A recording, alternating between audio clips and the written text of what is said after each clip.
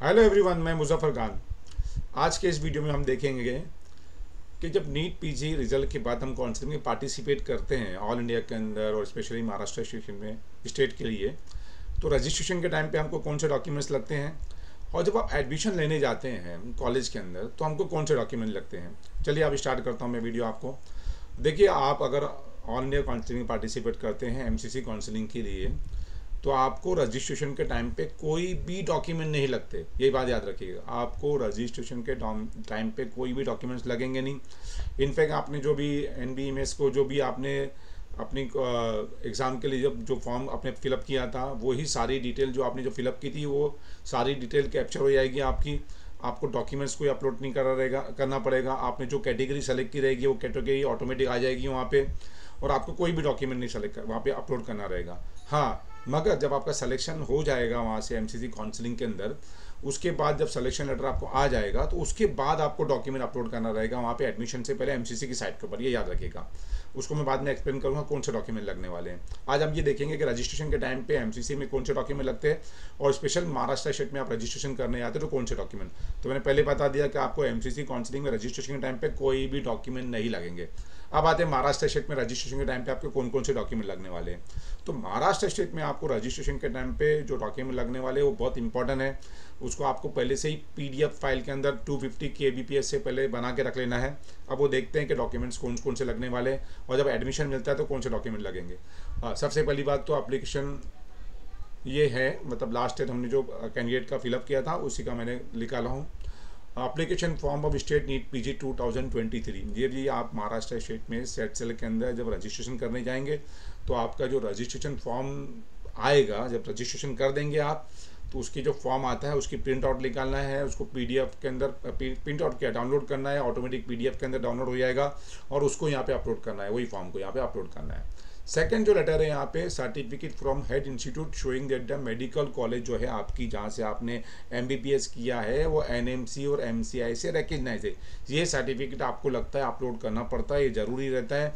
अब ये सर्टिफिकेट आपको अगर आपके पास ओल्ड भी है तो भी चलेगा, न्यू बनाने की ज़रूरत नहीं है। ये सर्टिफिकेट मैं सैंपल बता देता हूँ आपको, आप ये सैंपल देख लीजिए। ये एक सर्टिफिकेट और MCI रिकग्नाइजेशन का सर्टिफिकेट है।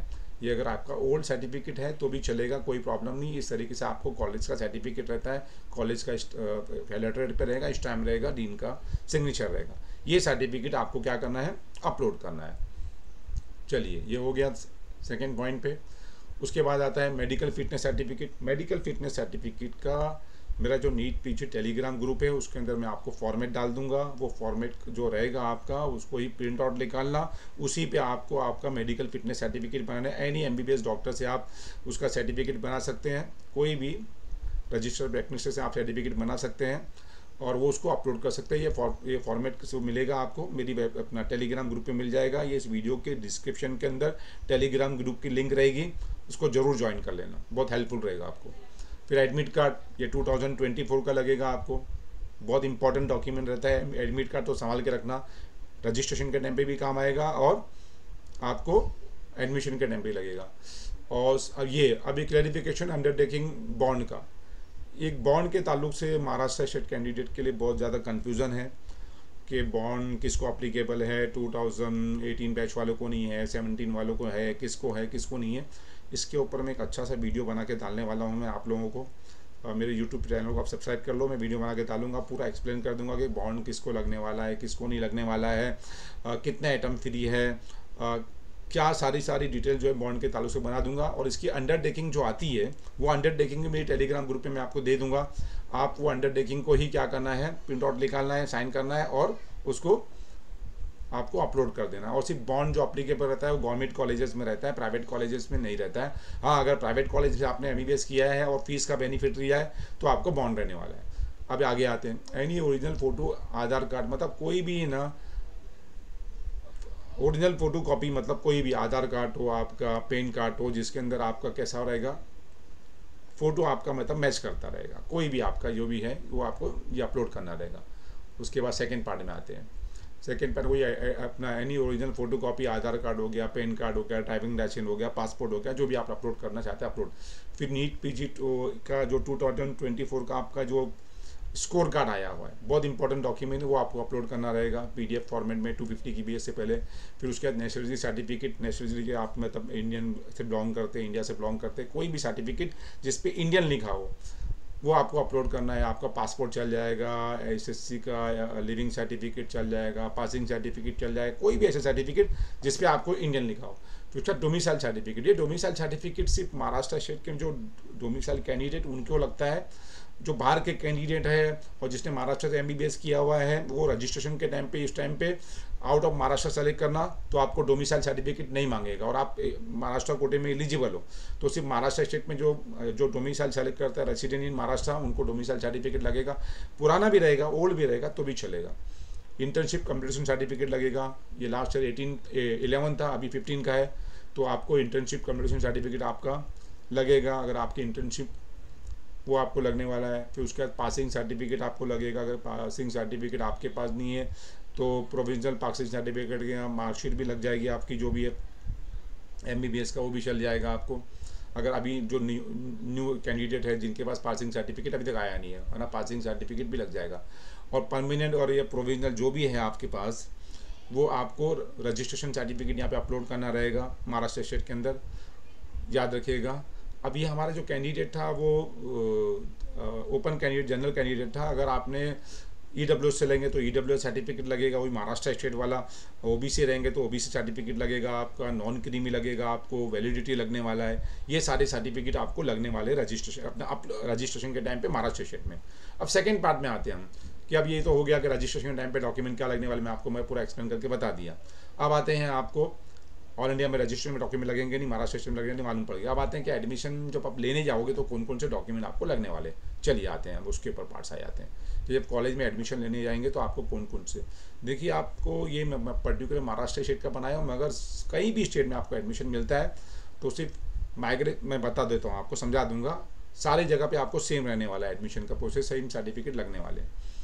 अब यहाँ पे जब आप एडमिशन लेने जाओगे तो copy of online application form, तो आपने जो भी MCC पे भरा हुआ है तो MCC में आपने जो फॉर्म भरा रहेगा उसकी या तो कॉपी लगेगी आपको, मतलब आपने जमा कर रखा होगा संभाल के वो कॉपी, या तो फिर आपने अगर सेट सेल से एडमिशन हुआ है स्टेट कोटा से तो उसकी सेट सेल से जो आपने फॉर्म भरा है उसकी कॉपी आपको लगने वाली है ये एडमिशन के टाइम पे।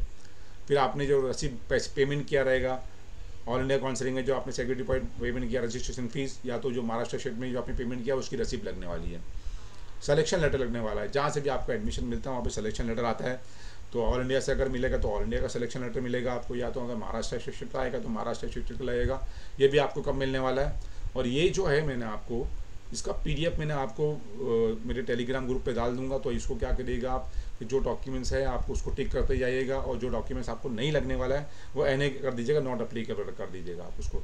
कॉपी ऑफ एडमिट कार्ड ये मैं डाल दिया हूँ कि आपको कॉपी ऑफ एडमिट कार्ड की लगने वाली है, एग्जाम मार्कशीट की लगने वाली है, स्कोर कार्ड की, नेचुरलिटी सर्टिफिकेट लगने वाला है। ये सब बताया था मैं कि कोई भी ऐसा सर्टिफिकेट जिसमें इंडियन लिखा हो।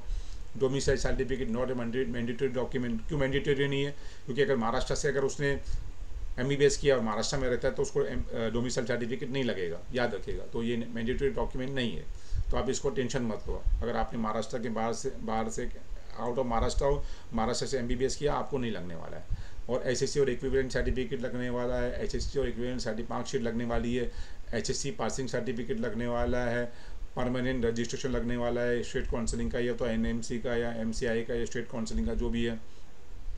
MBBS डिग्री सर्टिफिकेट आपका लगने वाला है, MBBS first to final year marksheet लगने वाली है आपकी, अटेम्प्ट सर्टिफिकेट आपका लगने वाला है, आपको इंटर्नशिप कंप्लीशन सर्टिफिकेट आपका लगने वाला है, MBBS passing certificate if applicable. मैं बताया ना कि पासिंग सर्टिफिकेट नहीं है तो भी आपका चल जाएगा, अगर नहीं है, क्योंकि अगर फ्रेशर है तो शायद जल्दी आता नहीं है तो भी चल जाएगा आपका, आपके पास जो प्रोविजनल पासिंग सर्टिफिकेट रहेगा वो ही चल जाएगा।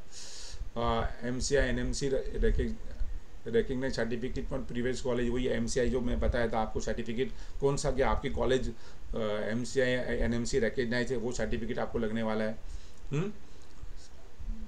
अगर ये सर्टिफिकेट फ्रॉम डीन, अभी देखिए बहुत सारे जो बच्चे यहाँ पे MBBS में ऑल इंडिया कोटे में एडमिशन लिया था, महाराष्ट्र के डोमिसाइल थे और ऑल इंडिया कोटे से उन्होंने गवर्नमेंट कॉलेज से MBBS किया, वो भी एलिजिबल रहते हैं। अगर ऐसा कोई कैंडिडेट है तो उसको वहाँ की कॉलेज से लगेगा कि वही महाराष्ट्र स्टेट का कैंडिडेट है और इसने यहाँ से MBBS 15% कोटे से किया हुआ है, कि जैसे एम से किया हुआ है या तो कोई भी गवर्नमेंट कॉलेज से किया हुआ है तो वो एलिजिबल रहता है, वो सर्टिफिकेट लगेगा। या आपको लगने वाला नहीं है तो आप क्या कर दीजिएगा, NA डाल दीजिएगा। मैं आपको वहाँ पे PDF के इसका भेज दूंगा, मैं इसकी प्रिंट आउट निकाल देना याद से, और उसके ऊपर आप पहले से रख दीजिएगा डॉक्यूमेंट्स आपके पास कौन सा रेडी है। जो डॉक्यूमेंट रेडी रहेगा उसको टिक मार्क कर देना। तो ये आपको लगने वाला नहीं है मोस्टली सारे कैंडिडेट को। मेडिकल फिटनेस सर्टिफिकेट इसका फॉर्मेट पे मैं डाल दूंगा ग्रुप पे, जैसे मैं बताया था, वो भी आप ले लीजिएगा टेलीग्राम ग्रुप पे। Bond release certificate from DMER, जो अभी बॉन्ड रिलीज का मैं एक बॉन्ड के बारे में एक वीडियो बना के अच्छे से समझा दूंगा, क्योंकि बॉन्ड के बारे में आपको बहुत ज़्यादा कन्फ्यूजन है।